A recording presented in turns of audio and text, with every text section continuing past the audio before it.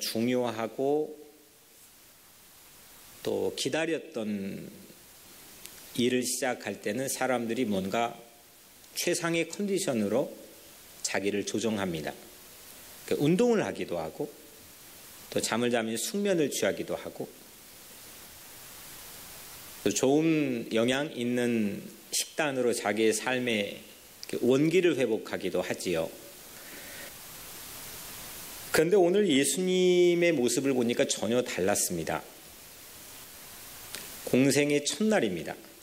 예수님이 그냥 생애 처음 와가지고 30년 동안 사시면서 그 30년 기다려가지고 맞이한 첫날뿐만 아니라 구약시대부터 하나님께서 계획하고 기다리고 해서 맞이한 첫날입니다. 그 첫날에 예수님은 오히려 밥을 안 먹기 시작하셨어요.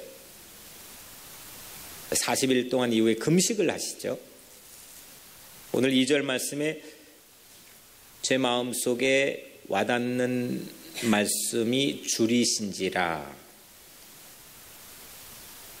곡기를 끊으셨습니다. 허기가 극에 달하도록 금식해서 최대한 몸의 이 신체 안에 있는 힘을 의도적으로 빼셨습니다. 오늘 이 본문의 말씀은 우주의 가장 큰 두 세력을 가진 거인이 황량한 광야에서 싸우려고 하는 찰나입니다. 이 세상의 공중 권세 잡은 자로 이 마귀 사탄에 맞서서 예수님께서 오늘 광야에서 이 싸움을 하려고 하는 이 찰나의 모습에 예수님은 도리어 일부러 약해지셨습니다.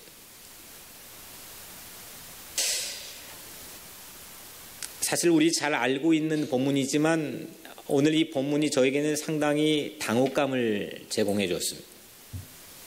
그리고 본문을 읽으면서 제 마음속에 질문이 생겼습니다. 아니, 우주를 창조하고 또 못 고칠 질병이 없고 죽은 자까지 살리는 분인데 왜 세상에 허리케인, 지진, 이런 수많은 재해와 또 전쟁과 같은 인재들, 그런 우리가 경험하는 수 없는 삶의 세세한 그런 고난 앞에서 왜 그런 막강한 파워를 가지고 계신 하나님께서 속수무책 침묵하고 계시는 걸까?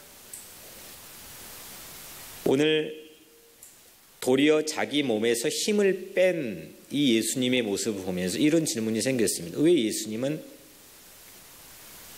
때로는 우리 각자의 삶의 어려움 앞에서 발을 동동 구리는 우리 삶 앞에서 침묵하시는 걸까? 목사인 제게 이런 상황들은 상당히 민망한 상황을 안겨줍니다.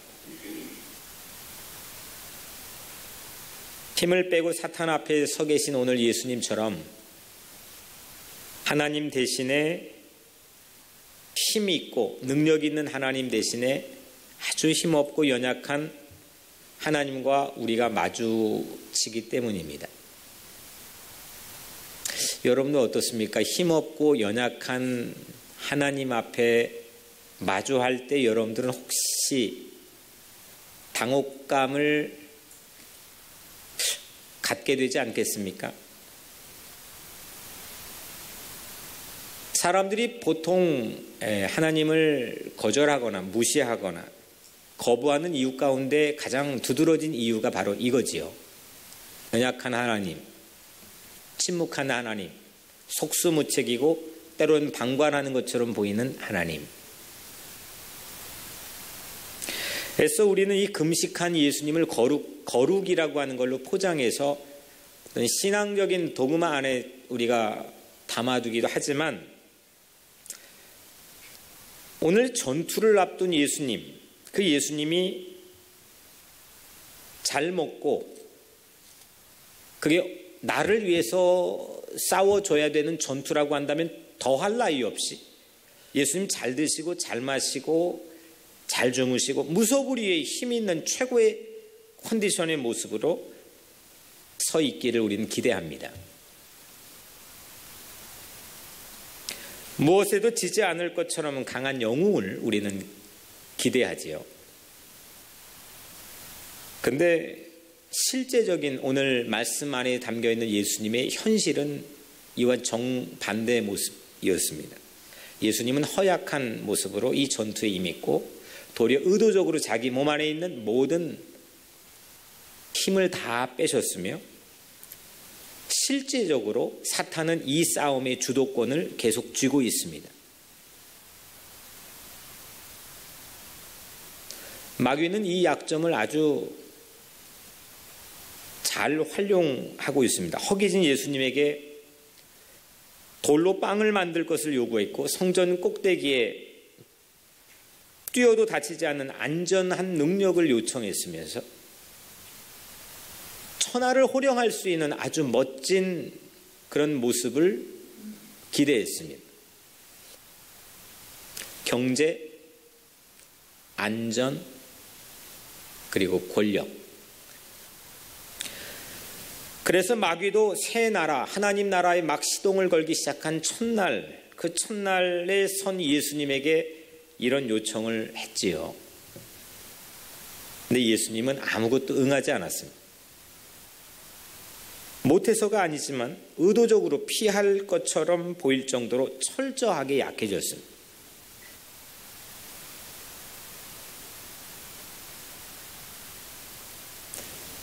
별로 믿음직스럽지 못해 보일 정도로 예수님은 자기 몸에서 힘을 뺐습니다.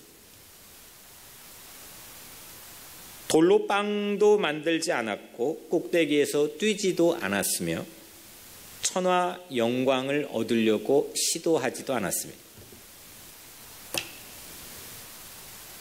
그런데 우리가 아는 것처럼 한방에 예수님은 한방의 경제를 부흥시킬 힘이 있는데도 한방의 안정을 이룩할 수 있는 힘이 충분히 계신데도 한방에 세상의 영광을 호령하고 누릴 힘이 있는데도 예수님은 요지부동 끄떡하지 않았습니다. 사탄은 점점 강해지는 것을 요구했지만 예수님은 나 못한다 계속 거절했습니다. 그리고 배고픈 모습 그대로 서 계셨습니다. 여러분들이라면 이런 상황을 빠져나온 후에 여러분들은 어떤 행동을 취하겠습니까?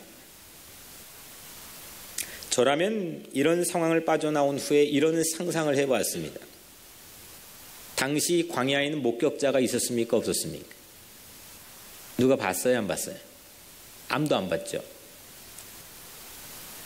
내 약함이 고스란히 드러난, 그래서 그 초래된 갈등의 순간, 그 갈등의 순간을 아무에게도 말하지 않고 그냥 쉬쉬하지 않았을까 싶습니다. 아니면 그걸 좀 거짓으로 과장을 하든지 그 나의 약함을 가리고 도리어 그 광경을 멋있게 헤쳐나가는 모습을 포장하지 않을까, 그런 생각 가져보았습니다. 그래서 사람들은 대부분 그렇게 합니다. 그런데 예수님께서는 오늘 목격자가 없어서 파묻힐 뻔한 그런 상황을 아주 세세하게 제자 마태에게 말씀해 주셨습니다. 그래서 오늘 우리가 듣고 있습니다. 그런데 실제적인 예수님은, 오늘 본문에서 우리에게 보여지고 있는 실제적인 예수님은 자신의 유익을 위해서 기적을 남용하지 않으셨습니다. 도리어 이 꿈과 비전을 가지고 시작한 공생의 첫날에 아무것도 할 수 없을 정도로 보이는 힘 빠진 모습으로 예수님은 서 계셨습니다. 다만 이렇게 힘 빠진 예수님을 우리는 어떻게 받아들여야 될지 오늘 본문은 이걸 우리에게 선택을 요청하고 있는 것 같습니다.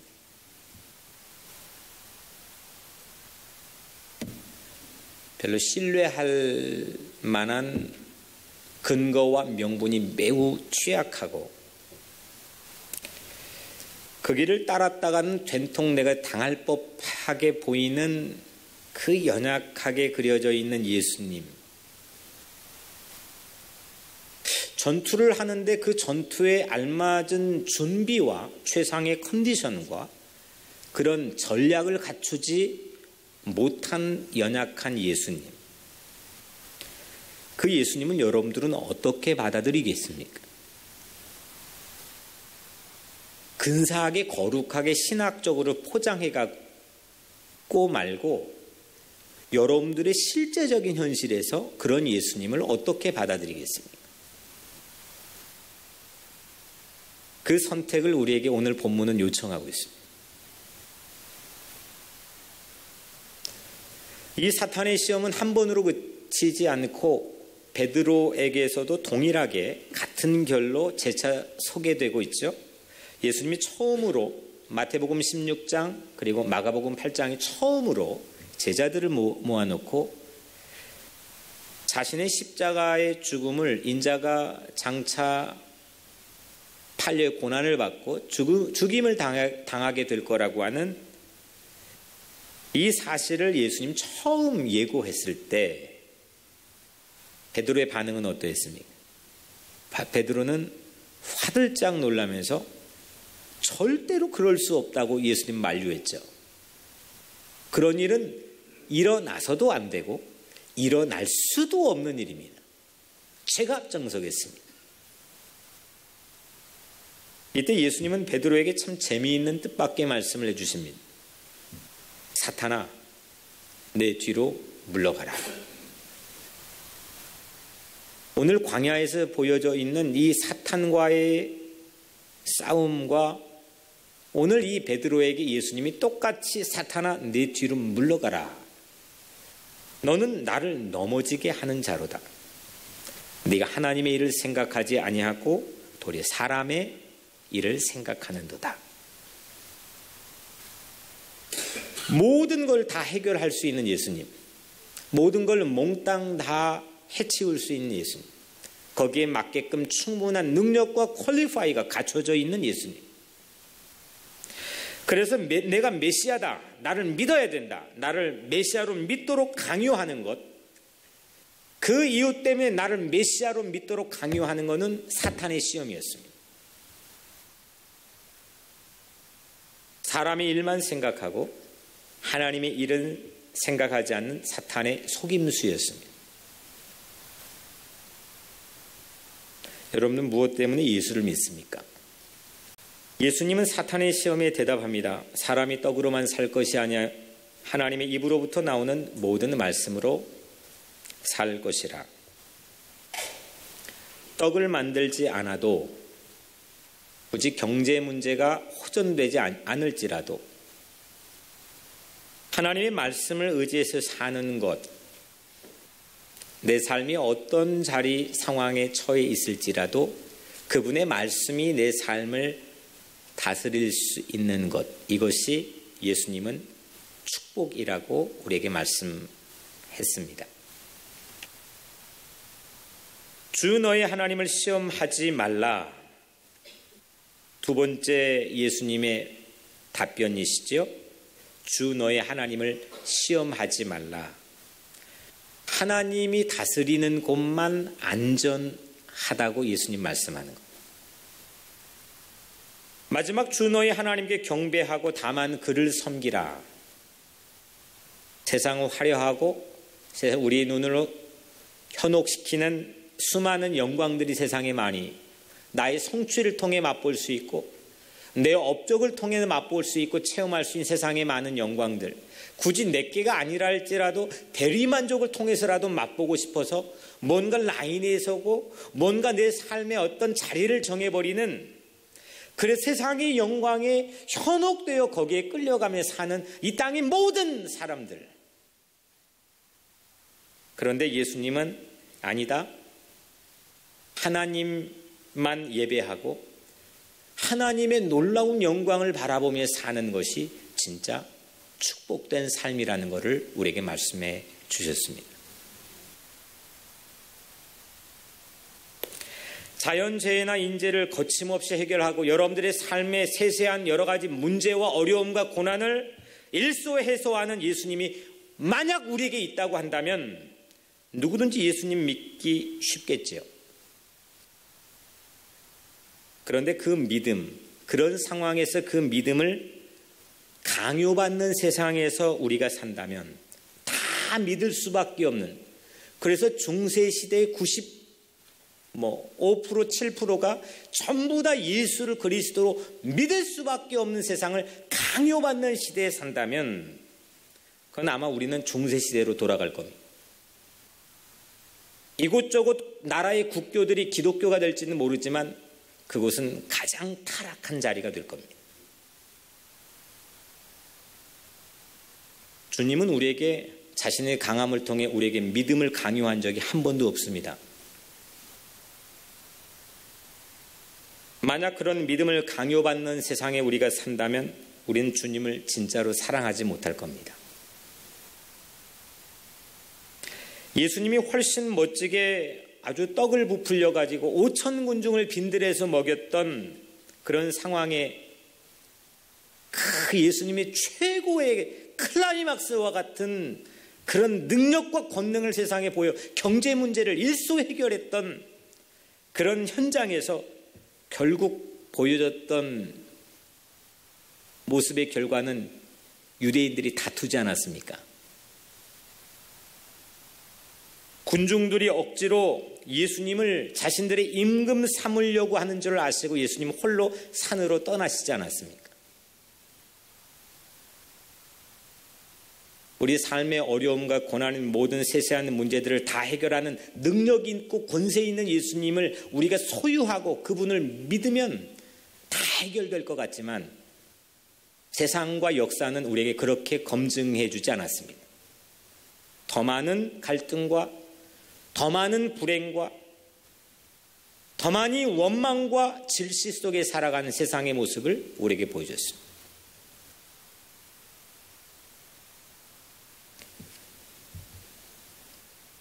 사탄, 악에 대항해서 싸울 수 있고 그로 인해 사람 마음을 얻을 수 있는 누군가가 신뢰하게 만드는 가장 커다란 능력은 오직 사랑입니다.